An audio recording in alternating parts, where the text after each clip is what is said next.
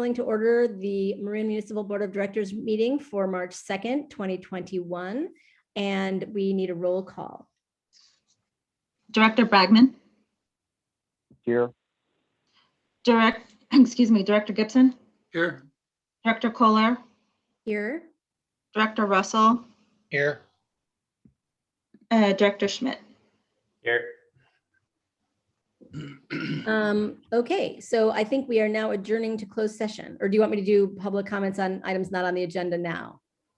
We have Oh, the adopt sorry. the agenda and then Right. we can convene. Yes. Sorry, I got my items confused. So first, I need a motion to adopt the agenda.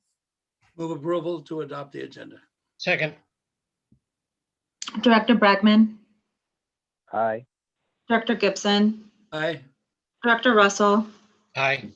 Director Schmidt. Aye. And President Kohler. Aye, so we are now convening to closed session.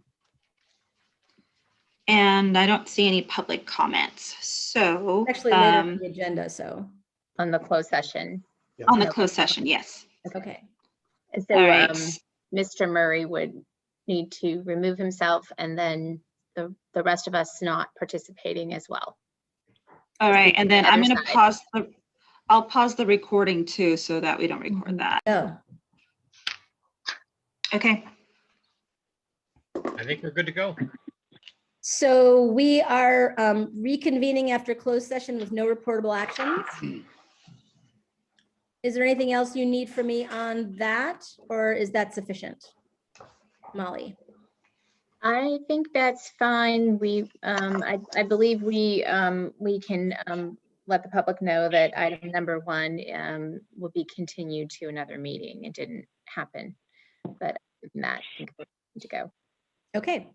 That brings us to public comment on any item that is not on the agenda. Do we have any public comments? We do not have any public comments at this time. Okay. Directors and general managers announcements. Anybody? I have none. None here. I And got I one. can't see Larry Bragman. Larry, do you have any? No, he's on the phone. He won't. I know, see so him. I'm asking. Oh, He's there. Oh, you said no? Okay. No, Great. no, I'm no comments. Okay. Ben, did you have anything? None tonight, no. I do. Oh, sorry, Larry. I just said Larry once and I figured that was it. So, I see. Have to speak quickly. Yeah. So Thursday, I got my second COVID vaccination. I was very pleased. I had to go to Contra Costa County to get it, but my wife and I both got it there and it worked out well. Was quite surprised at the magnitude of the reaction to the second shot. It's quite significant in terms of physical reaction, but it doesn't last very long. So just a FYI, everybody needs to get their shots. which one did Larry, you do, Larry? Which one? Moderna. Yeah, I got my first one a few days ago. Oh, good. Did you also do Moderna? That I took what they had and that's what they had. And it was right at CVS in San Anselmo. I get the second one Friday, Moderna. Oh, good. That's Well, great. don't schedule anything for the weekend, Jack. I don't have anything scheduled, but I'm a tough guy. I was never as cold as I was after the reaction to that shot. Wow. I had to put on 2 sweaters, 2 pairs of pants, get under the covers and put on ski gloves. Wow. Yeah. That's crazy. Wow. Well, Now, I'm I glad don't think you're I was okay. actually cold. It was just something it was doing to me. You know, my hands weren't cold, but they felt like ice cubes. Wow. Wow. Well, we're all And glad a you're headache. Virus. okay. And you get a headache. A headache that lasts at Mhm. least 3 days. Hmm. Yeah. Wow. Yeah. I heard the second shot is pretty reactive, but we'll see. Something And you for us- also know something, if you've had COVID, the first shot does that. So Hmm. if you didn't get a reaction to the first shot or very much of a reaction, that means you never had COVID. Okay. Wow. Well, we're glad for everybody who's getting their shots and hopefully we'll all get there soon. And yeah, it's happening. President moving says on. end of May, everybody, Yes, I saw that. enough Very exciting. vaccine. Yes. So moving on to the consent calendar, I am looking for a motion to approve. Move approval. Second, All right, any public comment on this item? There are none. Then we are looking for a roll call vote. Director Bragman, Aye. Director Gibson, Aye. Director Russell, aye. Director Schmidt, Aye. and President Kohler. Aye. Item 3 is minutes of the Board of Directors regular meeting of February 16th. I need a motion to approve. Approval. Second. Do we have any public comments on this item? There are none. Then I am looking for a roll call vote. I believe that was on the. Oh, I'm sorry, is that a consent calendar consent calendar item? I'm so sorry. Sorry, I- I was I just need- checking my agenda, thinking, did we do something different? with Sorry, that? sorry, But I think we covered it. I'm not looking at my screen carefully. No Sorry worries. about that. You Moving just on to wanna the do it regular twice. calendar, because You we've can approve it approved the again if you consent want. calendar. We are moving on to item 7, which is the drought update. Okay, I'll kick that off, President Kohler. So we're going to be, now that we're in a drought with the declaration and the voluntary reductions, we're going to be updating the board at each board meeting on the status of our activities and of course the trends and what things are looking like in terms of projections. There's a lot of moving pieces to this throughout the organization, as you know, from conservation, communication, finance, operations. So we're taking a project-based approach on this, and Lucy is supporting the internal drought task force. So I'm going to hand it off to her. The update at every meeting will shift a little bit based on the feedback we get at the prior meeting from the board and the status of the various activities. So with that, I'll turn it over to Lucy. Good evening. Evening. I'm going to share my screen.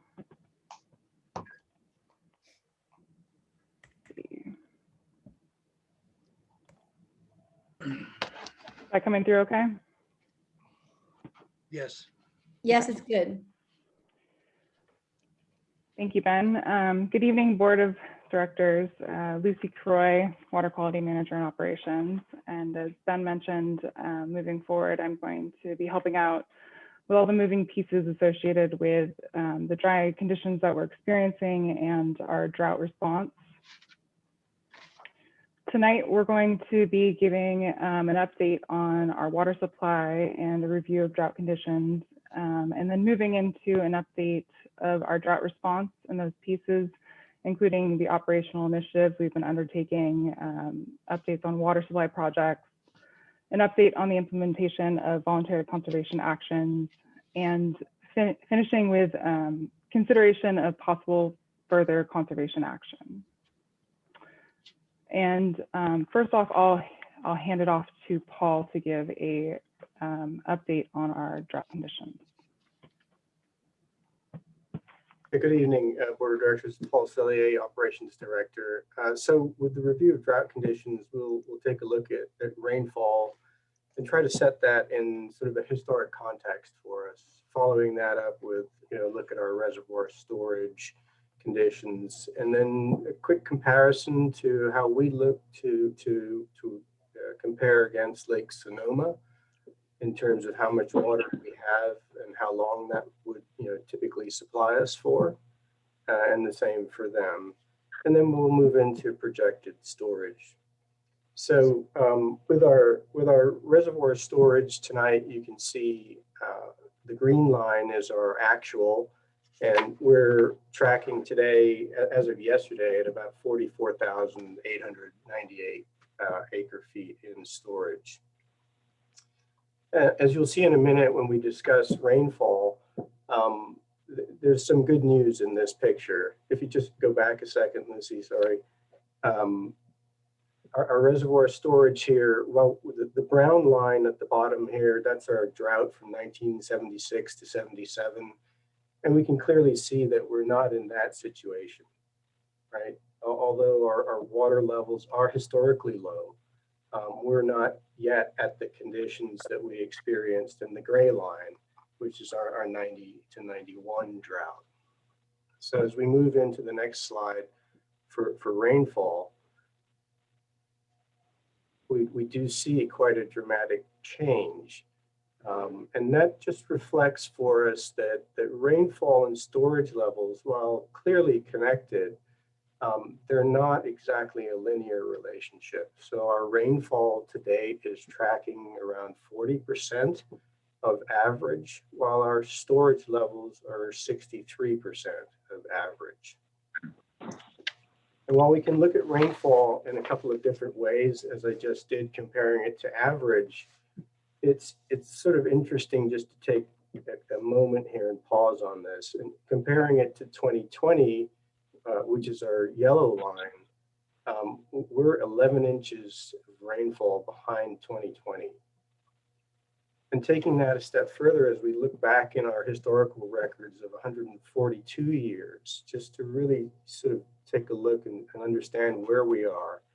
This is for the water year now I'm talking, which is October till now.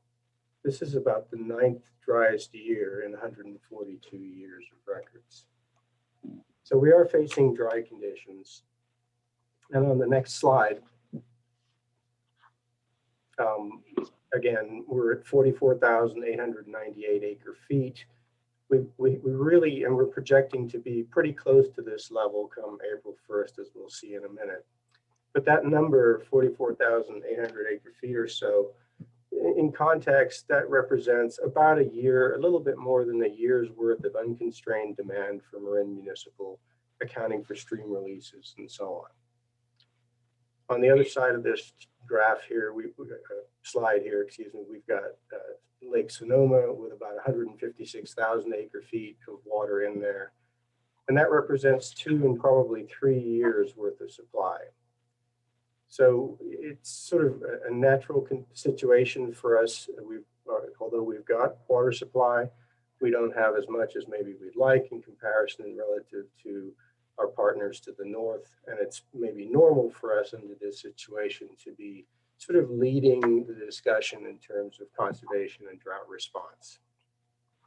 And so on our next slide,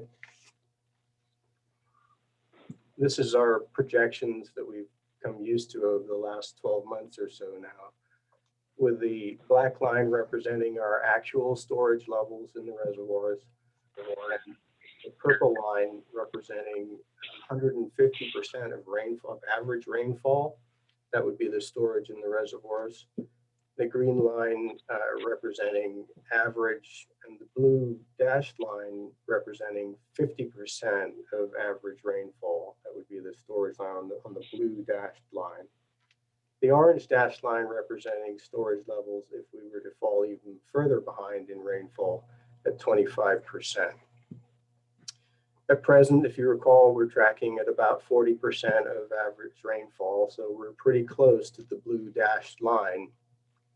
And just to draw your attention to a couple of spots, April 1st of 2021, we're looking somewhere around 44,000 acre feet of storage.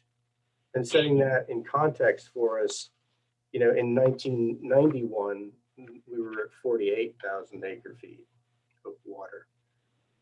Looking out further on the blue dashed line to December of 2021, we're projecting 25,000 acre feet or so of water in the reservoirs. This, of course, is our unconstrained demand. And you'll notice that I skipped over the solid blue line. That solid blue line represents the effect of conservation on our storage levels.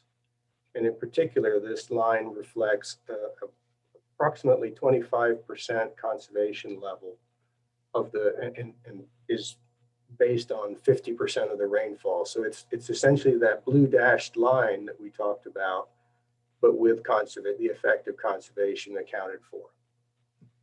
So it is, as you can see, by April 2022, a fairly significant volume difference in the reservoirs, especially when you think of it in terms of percentage. It represents about an 18 to 20% difference in our storage levels at that time. And so we'll hear later this evening in the presentation more about conservation And at this point, I'm going to turn it back over to Lucy to go through some of the operational changes that we're also pursuing and projects as well.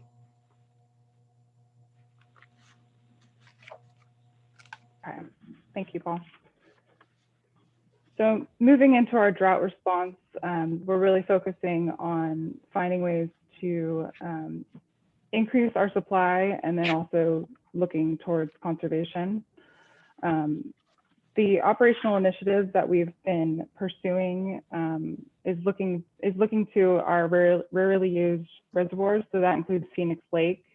We started pumping Phoenix Lake in the middle of February, so for the last 3 weeks. And that one is now about 8 feet down from the spillway. We've pumped about 125 acre feet up to Bontempi treatment plant. Lake Lagunitas is another small reservoir in our system, and that one is still spilling actually down into Bontempi Reservoir, and we're looking at ways that we can move that water, open the valves and move that water down into Bontempi Reservoir. Sulhuli Reservoir is out west, and the board moved forward with renting generators in early February. We've been working towards preparing and planning for that, and right now have the mobilization scheduled for the beginning of April, but we will be coming back and discussing that with the board before proceeding. And as we've discussed over the last year, really optimizing our supplemental supply from the north, and as of just the end of February, we've hit 98% of our normal allotment from Sonoma County for the fiscal year.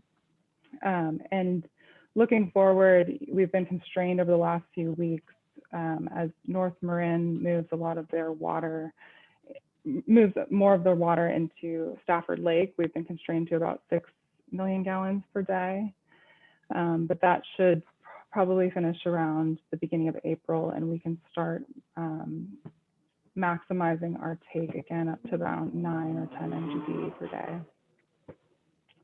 Las Colinas Valley Sanitary District has the recycled water treatment plant coming online very soon. They were working on testing the controls this week and have some facility and acceptance testing hopefully next week. And as of right now, we have a tentative startup planned for the beginning of April.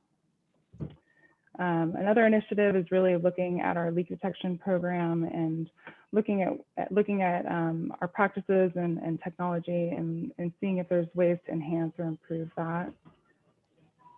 And then water main flushing is a practice that we have suspended. Unless there's any water quality issues, then we will definitely go ahead and flush. And moving forward, we're going to evaluate if there's sewer construction flushing, how to proceed with that. Moving into some of the water supply projects, the board approved moving forward with a design contract for Castania Pump Station rehab at the last board meeting in February.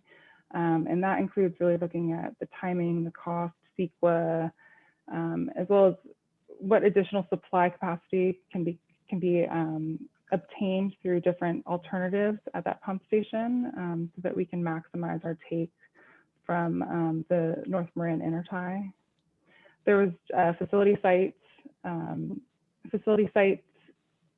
They went up to the site yesterday and looked at the pumps and different components to find out ways that whether we can rehab or replace, and looking into what will really be needed out there. And we expect that the preliminary recommendations will come back to the board at the beginning of April.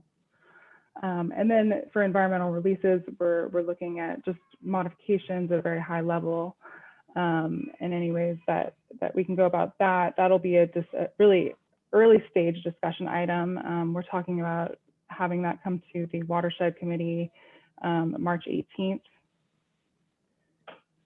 And moving into the multi-year drought projects, that's really the consideration of if this dry period continues for many more months and perhaps into the next wet season, if we were to continue into kind of a third dry year. what would we need to do? We're continuing to keep back burner projects and look at what's out there and what are the different alternatives that we could keep pursuing. At this point, I am going to now hand it over to Carrie Pollard, our water efficiency manager, and she's going to give an update on the implementation of voluntary conservation action. Good evening, board. Carrie Pollard, water efficiency manager. You can go to the next slide, Lucy. Thanks.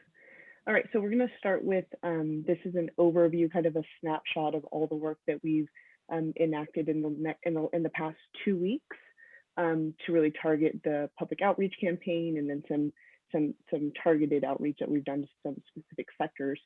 I'll go into much of this in the next few slides, but I do want to draw your attention to the lawn signs. I understand that the board is going to assist us in distributing some lawn signs to help get the message out to the public about the drought.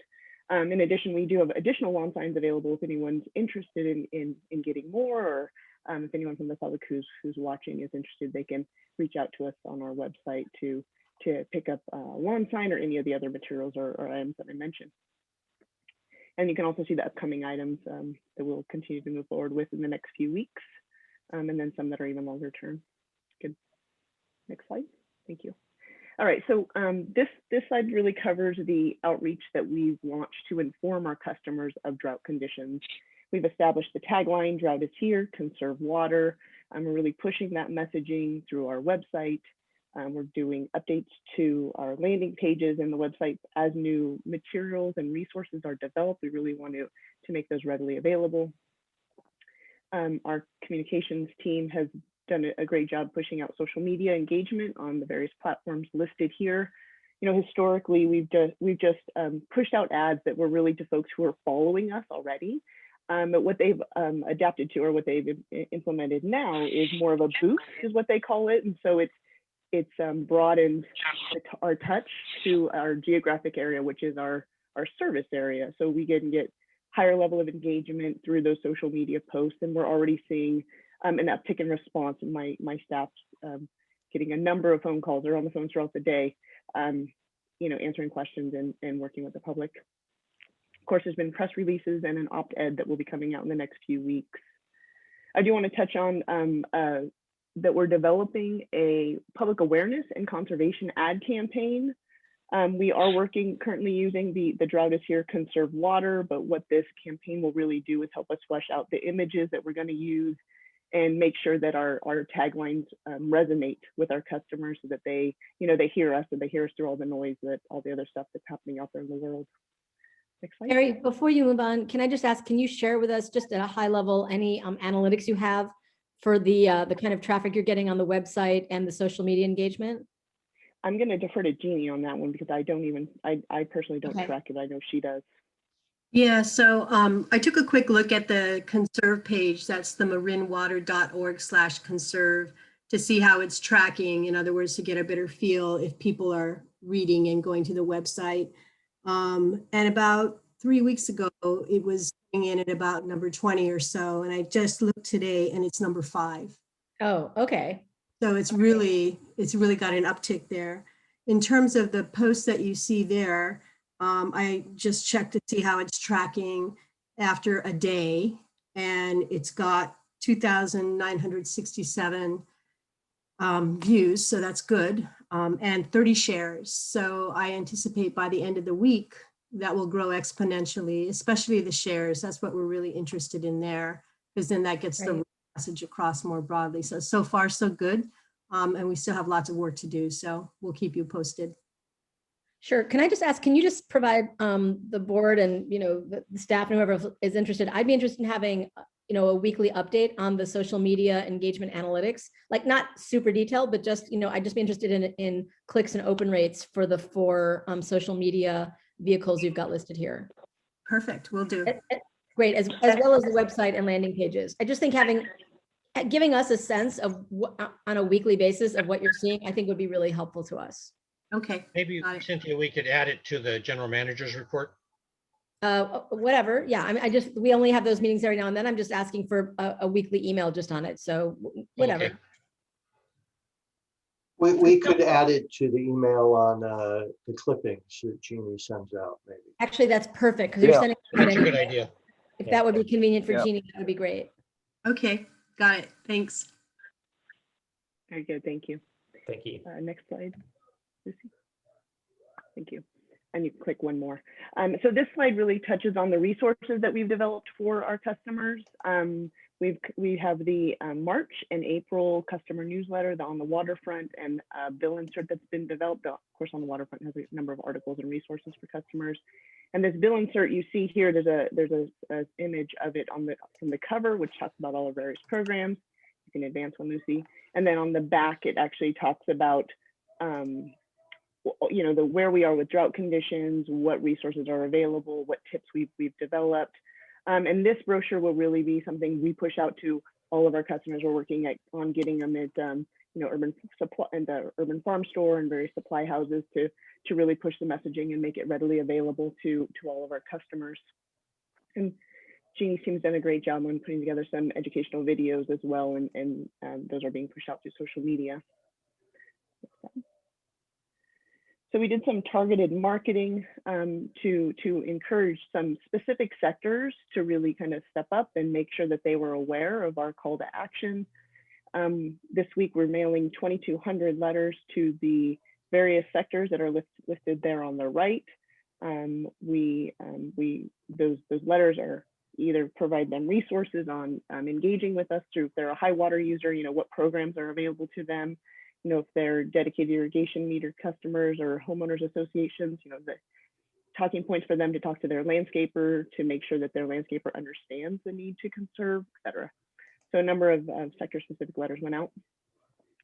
We're also scheduling presentations. We reached out to the towns and councils to offer us to come out and talk to them, to share the message, but also engage with them on opportunities. So those are being scheduled, and as those local jurisdictions reach back out to us, we of course will engage the appropriate board member to invite you to participate in those meetings as well. We have reached out to a number of our homeowner associations, and of course community groups will be key. Those are our Rotaries and our chambers, et cetera. Many of those are booked up actually all the way into April, but so we may have a slightly different message by the time we get to them in April. But we're pleased that they're interested in having us come and speak.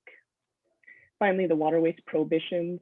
Of course, this is really where we're leaning during this voluntary call to action is educating customers on our water waste prohibitions. So we've updated our notifications, we've updated our door hangers, we've updated the online form for reporting. We have our phone line set up, and of course, email is something that can be used as well. And all of our brochures and materials really drive folks to use those resources.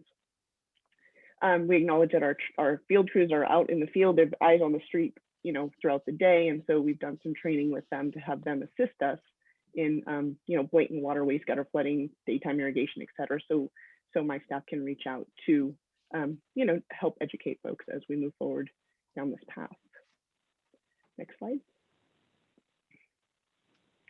So I wanted to look at some considerations of possible future conservation actions. This would be, of course, like looking forward to mandatory restrictions, just planning ahead, acknowledging what Paul has presented to us today and what we've seen over the last few months that we need to, start planning for what those next steps may be. So I wanted to start this with looking at what we have in the district code. So our code calls for a 25% mandatory reduction. And the way the code outlines for us to achieve this reduction is through a water use allocation. It's an allotment, per person allotment as assigned by the district. This was developed 20 plus years ago. It's actually never been tested. And when we pulled it off the shelf and looked at rolling it out, we found that assigning those allotments, tracking the allotments, enforcing the allotments, it's just nearly impossible. And so we've looked at what other opportunities and other paths could we go down, knowing that we won't really be able to utilize what's within the district code at this time. Next slide, Lucy. So what we've done is put together some options for mandatory restrictions. And I'll walk you through these three options that staff has developed. We're starting with a 30% mandatory reduction. you know, the benefit of having just a kind of a general 30% reduction or percentage reduction is that it allows customers the flexibility to determine where they want to see those savings, right? Where they will achieve those savings. Is it behavioral savings? Is it, you know, in their landscaping? Is it indoor? Whatever works best for them, which is, you know, useful and helpful for them. But, you know, the flip side of that is enforcement is very difficult. We would, of course, have some additional non-essential uses be added to the water waste restrictions, but ultimately there's a lot of uncertainty in what the water savings will be achieved, what water savings can be achieved if we have, you know, just a district-wide 30% reduction. So we looked at, okay, well, what would be something that would be more tangible that we can have clearly defined restrictions? And that's where we looked at the center column, the irrigating 2 days a week. So this is restricting irrigation to 2 days a week. We're estimating that we can see a 40% savings from rolling out these level of restrictions. And the benefit is that it's very clearly defined. You know, we would have it set up where it's either, you know, odd even days based on your, or odd even addresses would be allowed to irrigate, or possibly breaking it up by towns or zip codes. So there's a number of different ways that we could really roll this out, but it would help staff be able to do water waste patrols in a more meaningful way, which would be helpful for enforcement. The drawbacks, one drawback, and there's, you know, numerous other ones I'm sure we could go through, but one drawback that we saw during the last drought is that some customers actually stacked their irrigation run times because they only had 2 days to do all their irrigation, right? And so that would become a challenge, at least initially, but what we would be able to do, the flip side of that, we'd be able to capture those in gutter flooding, right? Because the soil would be saturated after, you know, so many minutes, and, you know, we would be able to engage those customers at that time. So there's that opportunity as well. The final option that's been developed is irrigation restricted to only trees. And this we're estimating would provide us 55% savings. This would limit and restrict, not allow for any overhead irrigation. It would only be hand watering to maintain tree health. This would maximize our water savings without us having to go to you know, that health and safety kind of level of restrictions.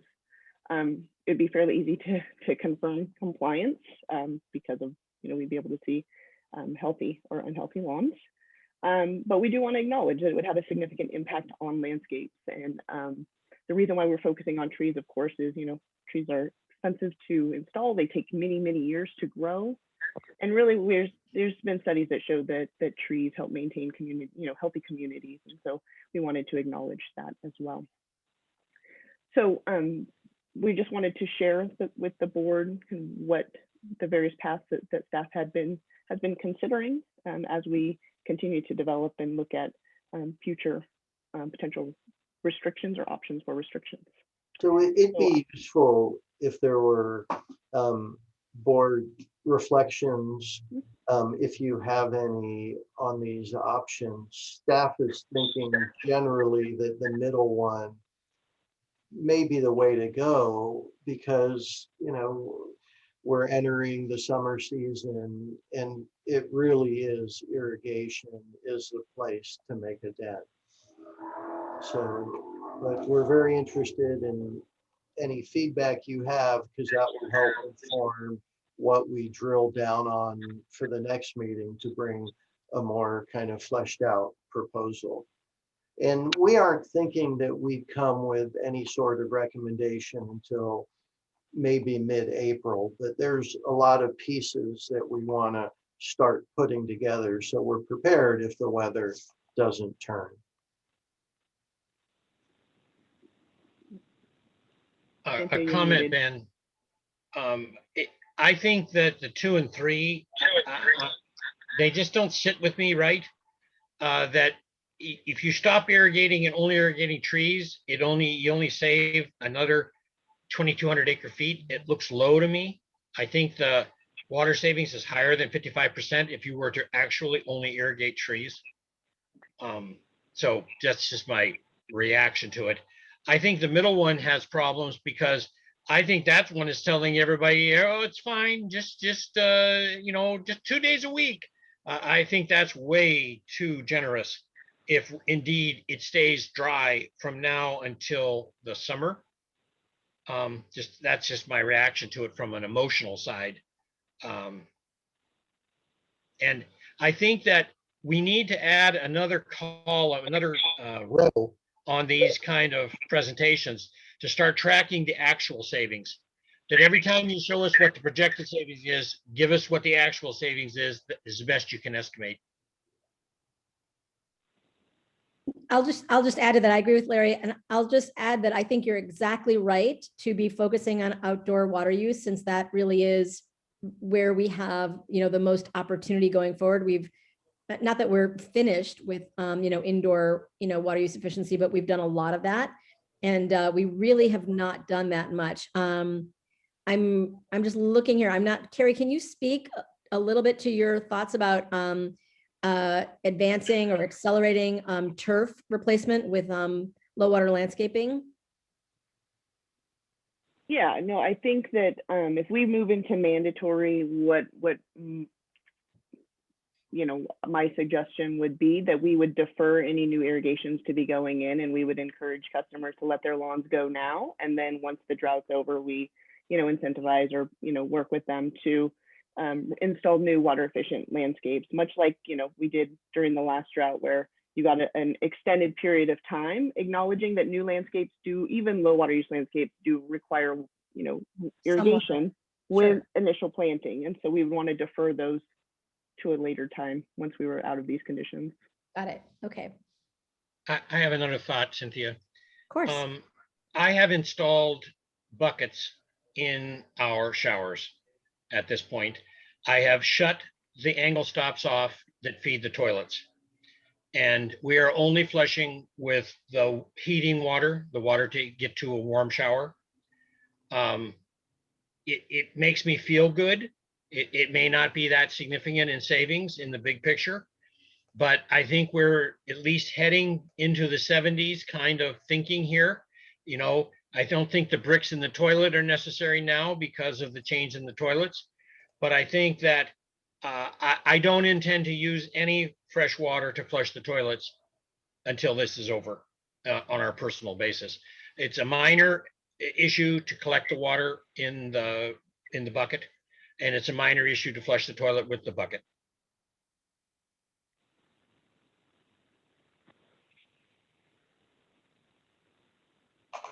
Are there any other? Oh, I'm sorry. I was just going to say, I'll just touch on briefly. I think Director Russell, you're absolutely right about this. If the estimated savings, I think that if we do go to trees only irrigation, it will be a bit more than what we're, higher savings than what we're seeing there. But we also want to be fairly conservative. We don't want to, overestimate those potential savings. But I'm just looking at, 2 days a week to trees only. That's a big jump. And like I said, I'm still concerned about the 2 days a week. I think we should recommend 1 day a week and leave it at that. And, the individuals have got to live with their water conserving budgets.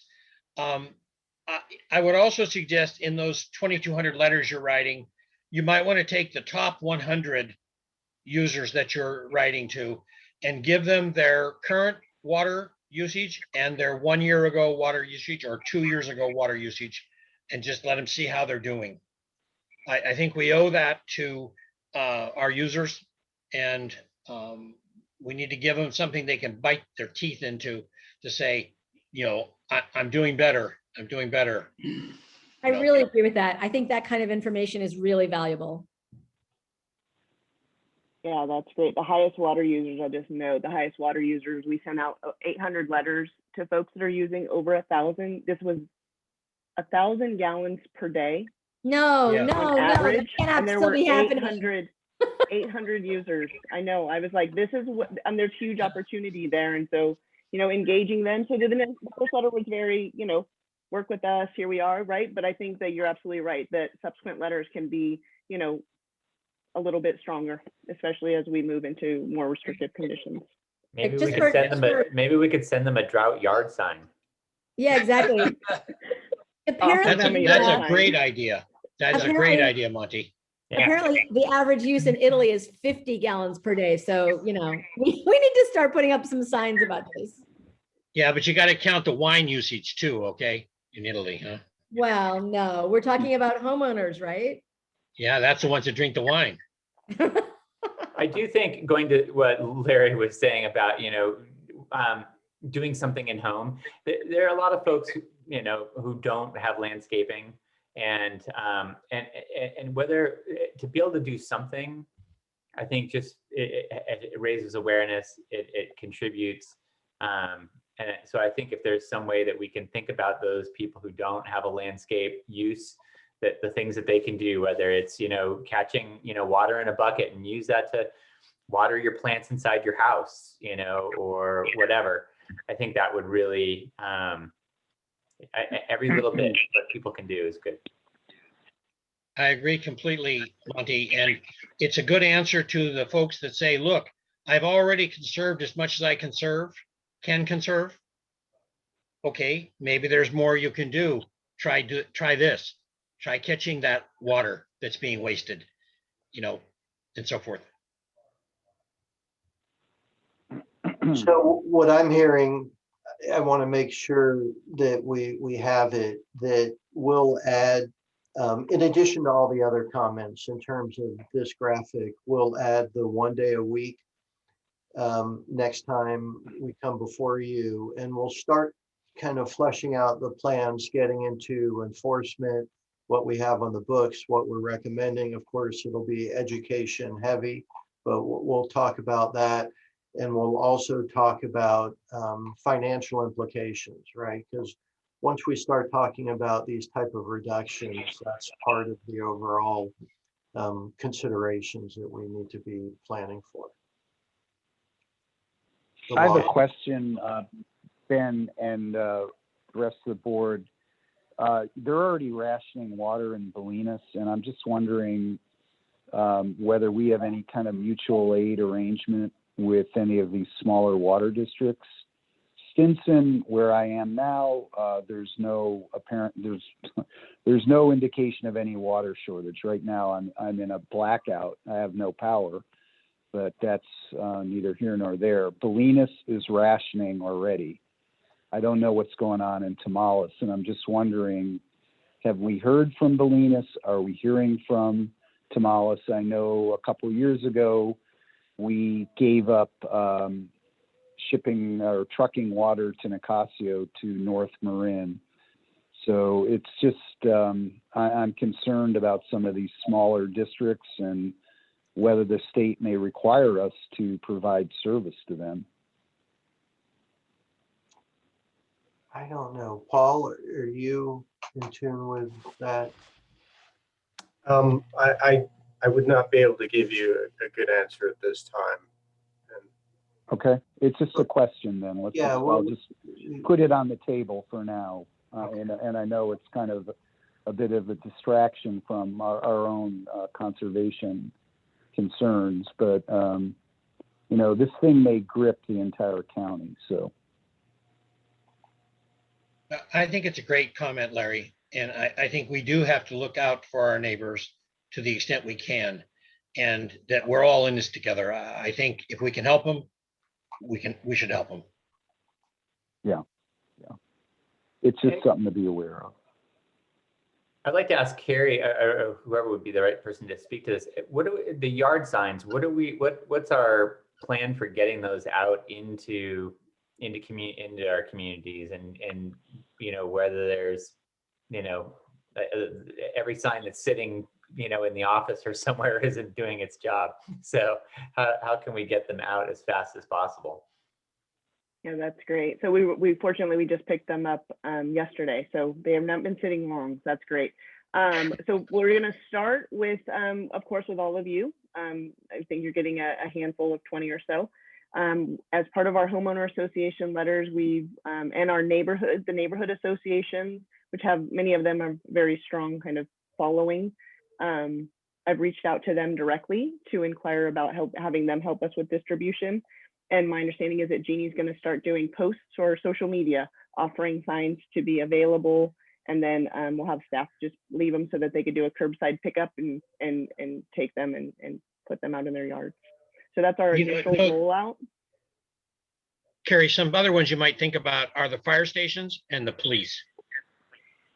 Yeah, that'll be part of I think our city and town presentation at, inquiring, finding out from them what else we can do to coordinate and use those public spaces to help spread the word. Yeah, because they could all use a sign, huh? And they're all visible. Yeah, I'm planning on chiming in. I think Fairfax has a meeting this Wednesday, just making a comment in open time. And I was hoping we could get some signs and just keep them at Town Hall in Fairfax, San Anselmo, Ross. So, using our municipal partners to, help get out the signs and help distribute them sort of locally. Yeah, So, I would think that maybe like some, again, like some of the public works folks for their cities, like, if they're out, doing maintenance, and are otherwise moving around town, to have, it takes a minute to stick in a yard sign or, into a public, space. If we can do that, it just strikes me we could get them out quite quickly if we could get some assistance from our. Or tape it on the local back governments. tape it on the back of a pickup truck, city pickup truck. yeah, how about putting them on some of our trucks? Absolutely. So Jeannie's been talking about doing magnet clings for all of our trucks, and that would be another way, and that's something else that we could potentially engage with those local jurisdictions on. Yep. And what about the farmers market at Civic Center? If there's, I don't know if there's a way to have folks have a table there or something like that to be able to hand out signs to folks, that would get you a good cross distribution of folks in our community. Mm-hmm. That's a great idea. Good idea.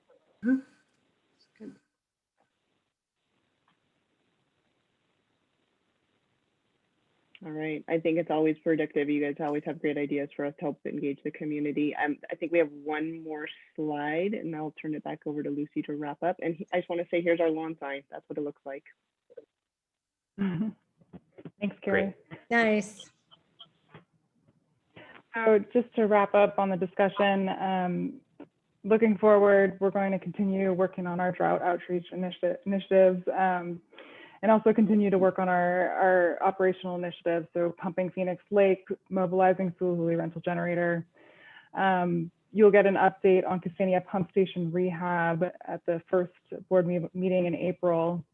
And we'll be coming back a few times to talk about these mandatory restrictions and options regarding those. So if there's any more additional questions, we can take them. Yeah, I have one, Lucy.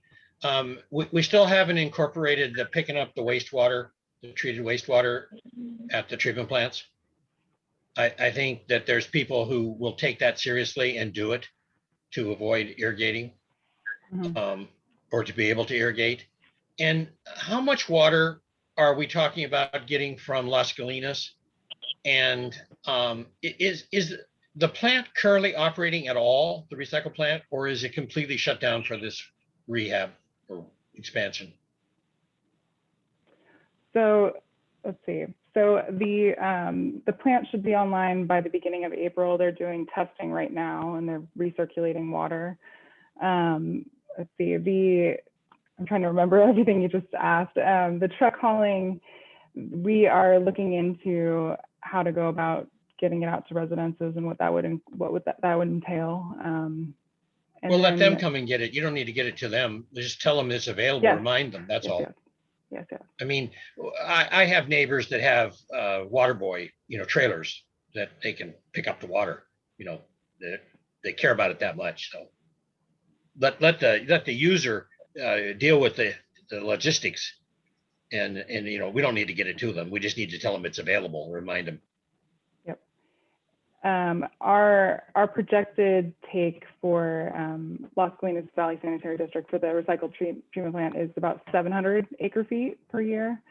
Okay. But the max of that plant is over 5 MGD. Yeah, but they're splitting it with Novato, right? Mm-hmm. Yes. And it seems to me that it would be worthwhile for us to offer an incentive to the contractor to get this thing finished sooner? If that's possible, The treatment plant? to get it online, yeah. Mhm. Because to me, this is the lowest hanging fruit we have. This is a whole lot easier than Castagna and those issues. And it's our water. It's all generated from MMWD water. It goes into Las Colinas. All of that's our water. And it's being shipped away from us to Novato, which is fine. That's the deal that was cut. But, you know, we're just giving up the opportunity to use our own water and recycle.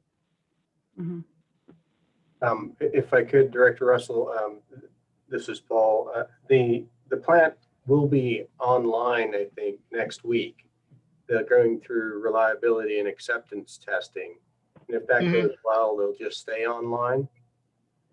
There may be some intermittent interruptions as they go through the rest of the wastewater acceptance, you know, processes, their acceptance testing for those units. But the recycled water should be online by mid-March. Fingers Well, crossed. I would suggest that you make the effort, Paul, to check in with them at least every other day, if not every day, Yeah, I had a on call. what the status is.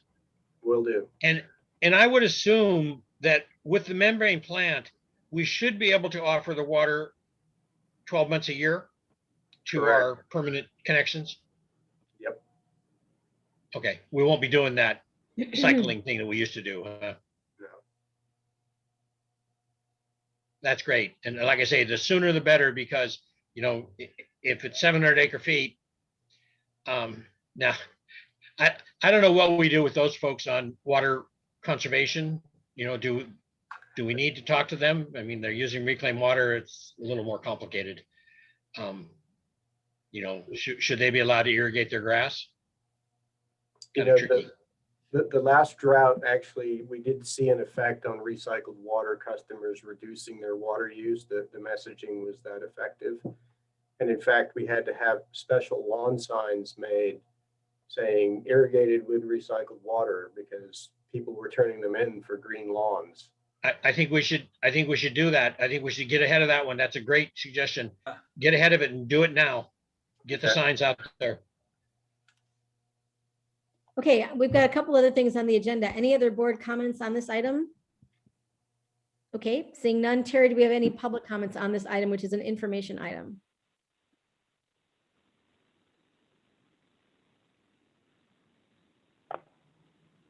You're muted, Terry. I'm sorry. Thank you. Yeah, we do not have any comments. Okay. If everybody's comfortable, I'd like to move on to item 8, which is an approval to fill a watershed administrative assistant position. I'd like to just add one more comment, Cynthia. Sure, absolutely. You guys did a great job. Thank you very much. Yes, I'm sorry, you know, this, Yeah, thank I you. agree. I'm sorry we didn't make that clear. It was really helpful, really informative, and Yeah. thanks to all the staff who contributed. Thank you, Very Larry. thorough. Mhm. Okay, item 8, good evening, directors. Can everybody hear me? Yes. Loud and clear. Yeah. Good. Crystal Yesman, Director of System Maintenance and Natural Resources. Tonight I have 2 upcoming vacancies that are going to become vacant because of retirements. And so the first one that's up, if I can just do them together Sure. back to back, then we can Absolutely. do that. The first one that's up is an administrative assistant position up in the watershed. This is Lori Offenbach will be retiring. And the watershed administrative assistant is the face of the watershed when people come up there to get annual passes or special use permits. Oftentimes this person is managing quite a bit of questions in terms of just directions and places to go and see. And so not only that, but this person also assists with keeping the contracts going for vegetation management and wildfire risk reduction, so administrative tasks. So that's the first position that'll be coming up. And if you wouldn't mind, I can go ahead and go to the second one. Sure. All right, the second position is another retirement. This is a warehouse worker 3. Jeff Tonje has announced his retirement. Always a jovial guy to see in the warehouse. He's always made it fun to stop by and say hello. He'll be retiring from the district. And this position assists with not only materials and supplies for our day-to-day work, but also we stock and materials for capital projects. So this person handles palletizing materials for contractors to come pick up for ongoing capital work. They do all the inventory into the computerized maintenance, the computerized warehouse system for inventory and annual inventories. They also go out to Pelican Yard on occasion to assist with offloading of the large pipe deliveries that we get on an annual basis. So it's an important position to keep the parts moving. So warehouse worker 3 is the second position. Okay. Any questions? Yeah, I was gonna say, any board comments on this item? These 2 items? I have a quick question, just it's related to Pelican. Have we observed any theft out there? I mean, that the pipe's just sitting there unsecured. Not the materials. However, when we moved folks out to Pelican as a satellite office for social distancing, we did have just a couple of months ago, a couple windows that were broken in people's personal vehicles. Well, that's interesting. So we worked with Central Marin Police to, do some patrols, increase the security. And since then, we haven't had any problems, but that was the only criminal activity that I know of in the history out of Pelican. Were those associated with theft or just vandalism? I'm not sure if items were stolen from the vehicles or not. I didn't get that report. Yeah. Okay. Any other board comments on this item? These 2 items? Molly, I assume we need 2 separate motions to vote on these? Well, it'd probably be a good idea just in case there were disparate votes. Sure, absolutely. So I need a motion on the first, the watershed administrative assistant position. Move approval. Second, Okay, any public comment on this item? There are none. Then we need a roll call vote, please. Director Bragman, Aye. Director Gibson, Aye. Director Russell, aye. Director Schmidt, Aye. and President Kohler. Aye. I'm now looking for motion for approval to fill the warehouse worker 2 position in facilities and ownership. Move approval. Oh, just a correction, that's a 3, I think. Oh, sorry. 3. I'm having trouble reading tonight. Yes, it is 3. Okay. Sorry. So we have a motion, Second. and a second, and then do we have any public comment on this item? There are no public comments. Then we go to roll call. Director Bragman, Aye. Director Gibson, Aye. Director Russell, Aye. Director Schmidt, Aye. and President Kohler. Aye. Thank you, Crystal, and everybody. I think our last item is agenda item 10, future meeting schedule and agenda items. Yes, President Kohler, we have some upcoming meetings, our regular board meeting on the 16th, our watershed committee on the 18th, and our special 10-year financial plan workshop on the 23rd. There's a question mark on the 19th regarding operations, and I will defer that to our general manager. Yeah, this conflicts, and I think this has happened before with the Lagunitas TAC meeting. And this TAC meeting particularly is one that some staff wants, we need to attend. And I think there'll be interest of the board representative and potentially the alternate, if not others.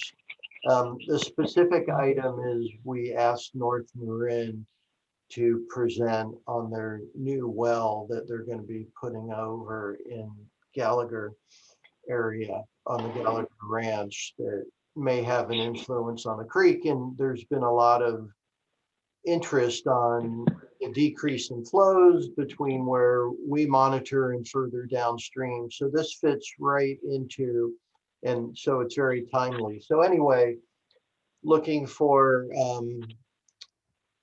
staff would like to move this meeting and see if we can come up with another date, or maybe come up with another date via email. But plan to move the meeting. We could just slip it to the next Friday, or maybe pick a few dates and reach out individually to the board. So I I'm a guess, little confused, Ben. So you're saying that's the one on March 25th? no, I'm sorry. This is a The doc on 19th. March 19th. We're trying to move the night. I'm sorry, Director Cole. No, I was interrupting. I'm sorry. It's the doc on the 19th that we want to move. Is that the bottom line, Ben? Yes, that's the bottom line. Okay. So I would say if the board's okay, given the nature of the conflict, Yeah. we'll plan to move it, and maybe instead of going through tonight, everyone's calendar, Terry, Yeah. just reach out and look for another date. That would be great. And then Ben and Terry, are you comfortable doing doodle polls? That might be the fastest way to find another date. Yeah. Why don't we just look at the 26th? Isn't that what you just said?